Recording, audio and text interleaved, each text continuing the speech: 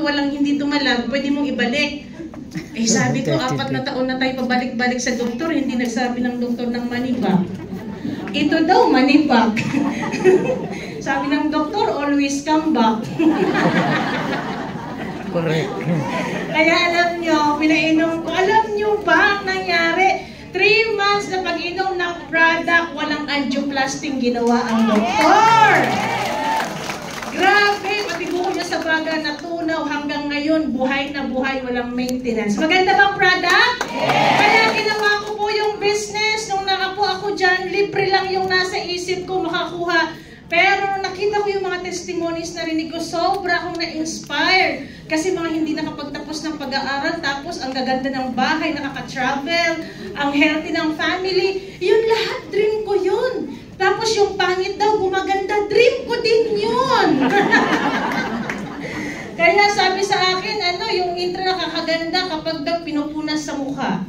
Oo, hindi pa ako nagpunas sa mukha.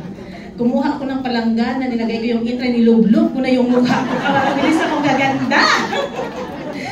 Pero napag-alaman ko, kapag daw mabilis yung inom mo ng product, libre yung iniinom mo, at nagpapayaman ka, yun talagang nakakaganda. Pag maraming pera. So nag-start ako sa inutang na pera. Sa Bombay pa ako nangutang, no? Alam nyo, hindi ako nakapag-start sa 60,000. Only 30,000 ang na-raise ko. Nag-start ako sa business. Dati nga sa squatters area ako. Naranasan ko pong pinapalayas ako ng kasera kasi walang pambayad sa bahay sa squatters area. Pero with lifestyle, sinimulan ko ang business. Inaral ko. Nagpaturo lang ako. Simple lang kasi ito eh. Mag-yes ka lang doon sa nagdala sa'yo dito. Ang bilis mong yayaman.